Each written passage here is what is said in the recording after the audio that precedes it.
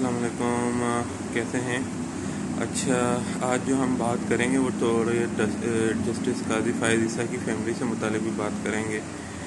Doctor سلطان محمود جو سابق head of section بھی رہ چکے ہیں B R S P Quetta کے۔ یہ بی آر ایس پی وہی ادارہ ہے جس کے سربراہ رہ چکے ہیں قاضی فائز عیسیٰ کے بھائی قاضی عصمت عیسیٰ صاحب۔ تو ان کے مطابق وہ بتاتے ہیں کہ کیونکہ وہ ان کی فیملی سے بہت قریب رہے تھے، کیونکہ وہ خود کوئٹہ کے ہیں اور قاضی فائز عیسیٰ بھی وہاں کے ہیں، اور یہ ان کے کوئٹہ میں بڑے بھائی جو عصمت عیسیٰ ہے جو Balochistan rural support B R S P کے میں ان کے باس بھی رہ چکے۔ اور ان کی جو قاضی فائز عیسیٰ اور عصمت عیسیٰ کی جو چچی محترمہ جینیفر موسیٰ کے ہاں وہ پشین میں بھی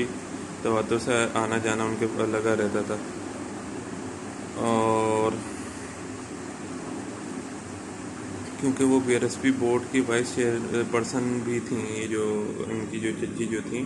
وہ B R S P board کی وائس چیئر پرسن بھی تھیں۔ اور محترمہ جینیفر موسیٰ جو تھی وہ قاضی موسیٰ کی بڑی بیگم تھیں اور بلوچستان میں 2 بار وزیر بھی رہی ہیں۔ عصمت عیسیٰ جو ہیں قاضی فائز عیسیٰ کے بڑے بھائی، ان کی جو کرپشن کا ریکارڈ زیادہ پرانا نہیں ہے۔ جب پاکستان کو امداد دینے کے لیے جو پیرس کنسورشیم نے پروگرام بنایا تھا یہ رولر سپورٹ کا، وہ ان کے باعث امدادی پروگرام کو ختم کر دیا گیا ان کی کرپشن کے باعث 1996 کے شروع میں ہی اواخر میں ہی کا یہ معاملہ ہے، جب ان کی کرپشن کے بعد جو پیرس کنسورشیم میں جو امداد دے رہی تھی بلوچستان کے لیے پاکستان میں، تو وہ ختم کر دیا گیا۔ اور یہ جو ویسے تو یہ فیملی اوپر سے ایک ظاہراً بہت پڑھی لکھی اور پروقار فیملی ہے، جن کا حوالہ ہم قائد اعظم کے دوست سے بھی دے سکتے ہیں جو مسلم لیگ میں بلوچستان صدر قاضی عیسیٰ تھے، جو بلوچستان کے جو صدر تھے قاضی عیسیٰ قائد اعظم کے دوست بھی تھے، پاکستان کی آزادی کے ٹائم پہ مسلم لیگ میں بھی انوالو تھے، اور یہ صاحب برازیل میں بھی پاکستان کے سفیر بھی رہے ہیں۔ اور اسی خاندان کی جو کہانی ہے مطلب کوئٹہ اور پشین میں جو ہے وہ ایک جیسے جو سیاسی جو کالی بھیڑ ٹائپ جو فیملی ہوتی ہے نا،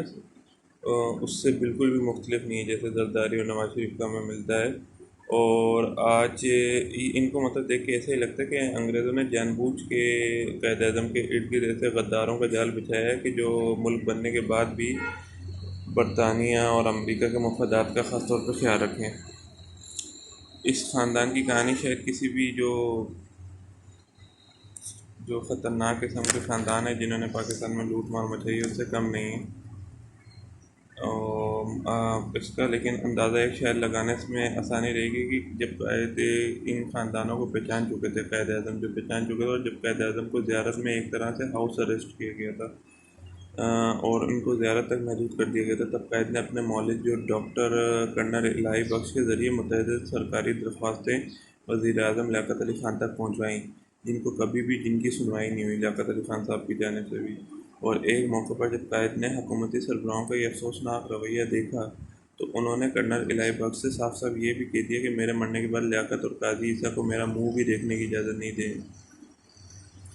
اور قائد نے اپنے گرد جو ڈھیلا ڈالے ان سب نوابوں، وڈیروں اور خانوں کو کھوٹے سکوں سے بھی تشبیہ دی تھی۔ نیز ان سب نے بھی ایک سازش کے تحت قائد کو طبی سہولتوں کے حوالوں سے کراچی جیسے ترقی یافتہ شہر کے بجائے زیارت میں قید کر دیا تھا۔ مطلب کراچی جو بڑا شہر تھا جہاں پہ اگر کوئی ان کی صحت کا جو مسئلہ ہوتا تو ان کو زیادہ بہتر طبی سہولیات مہیا ہو سکتی تھی، لیکن زیارت جیسے ایک پسماندہ علاقے میں انہوں نے ان کو قید کر دیا تاکہ وہاں پہ ان کو یہ سہولیات نہیں مل پائے، اور ان سے کبھی پلٹ کے ملنے بھی نہیں گئے۔ اس کے بعد ابتدا میں جو قاضی عیسیٰ تھے وہ باقاعدہ کراچی جا کے بلیئر سیکھی جن سے یہ جو مسلم لیگ کے جو بلوچستان کے سربراہ تھے اور قائد اعظم کے جو ساتھ ہوتے تھے، انہوں نے ابتدا میں کراچی میں جا کے بلیئر سیکھی، اور پھر اسی بہانے اور اسی منصوبے کے تحت جب انہوں نے قائد اعظم سے متعارف ہوئے تھے اور قاضی عیسیٰ پاکستان سے چینی کے پورے جہاز کی پہلی اسمگلنگ کرنے کے بھی مرتکب ہوئے۔ پاکستان میں جو چینی کی پورے جہاز کی پہلی اسمگلنگ ہوئی ہے اس میں قاضی فائز عیسیٰ انوالو تھے، اور برازیل میں بحیثیت سفیر کراچی ایئرپورٹ پر ان کی جیب سے اسمگلڈ ہیرے برآمد ہوئے تھے۔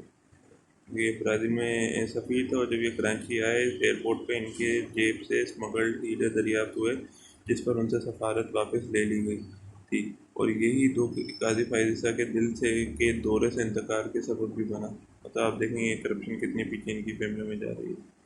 اور قانون کے ویسے مطابق ہائی کورٹ کا ایک جج ہی چیف جسٹس نامزد کیا جا سکتا ہے قانون کے مطابق، جبکہ جو وکیل فائز عیسیٰ کو ڈائریکٹ بلوچستان کا چیف جسٹس بنا دیا گیا۔ یہ بھی آپ دیکھیں کہ کیسا اتفاق ہے اور کیسے معاملات چلا رہے ہیں، کیونکہ ان کے شریف خاندان سے خاصی قربت تھی، اور ججز کے ساتھ گہرے تعلقات شریف خاندان کا ہمیشہ طرح امتیاز رہا ہے۔ کہ شریف خاندان جو پولیٹیکلی کرپٹ تھے تو وہ ججز کے ساتھ اپنے تعلقات نزدیک رکھتے تھے، کیونکہ ظاہر سی بات ہے انہوں نے احتساب سے بچنا تھا۔ فائز عیسیٰ پر یہ الزام بھی رہا کہ لندن والی جائیداد ان کو شریف خاندان نے تحفتاً دے رکھی ہے، یہ الزام بھی ہے ان پہ۔ اور جب سپریم کورٹ آف پاکستان کے جسٹس فائز عیسیٰ نے عدالتی تاریخ کا بدترین فیصلہ کرتے ہوئے وزیر اعظم نواز شریف اور وزیر اعلیٰ پنجاب شہباز شریف کے خلاف جو حدیبیہ پیپر ملز کے جو اوپن اینڈ شٹ مقدمے کو یکسر ختم کر دیے، تو بات پھر سمجھ میں آئی کہ مطلب ان کی قربت کی اور یہ جو فلیٹس کی جو ہے سمجھ میں آئی کہ یہ کیوں نہیں منی ٹریل دے پا رہے اپنے لندن میں جو جائیداد ہیں۔ اب فائز عیسیٰ جو ہیں وہ جوڈیشل کمیشن میں بھی پیش ہوں گے یقیناً، برا پھنس چکے ہیں، اور اب تو سپریم کورٹ کے لیے بھی اس کو بچانا ناممکن ہو گیا، جیسے سپریم کورٹ کے جو کوشش کر رہے تھے۔ اور اب شریف فیملی کا طریقہ واردات بھی مزید آشکار ہو جائے گا کہ یہ کس طرح ججوں کو اور جرنیلوں کو اور بیوروکریسی کو خریدتے ہیں انشاءاللہ، کیونکہ اللہ تعالیٰ ایسے لوگوں کو ذلیل بھی کرتا ہے دنیا میں۔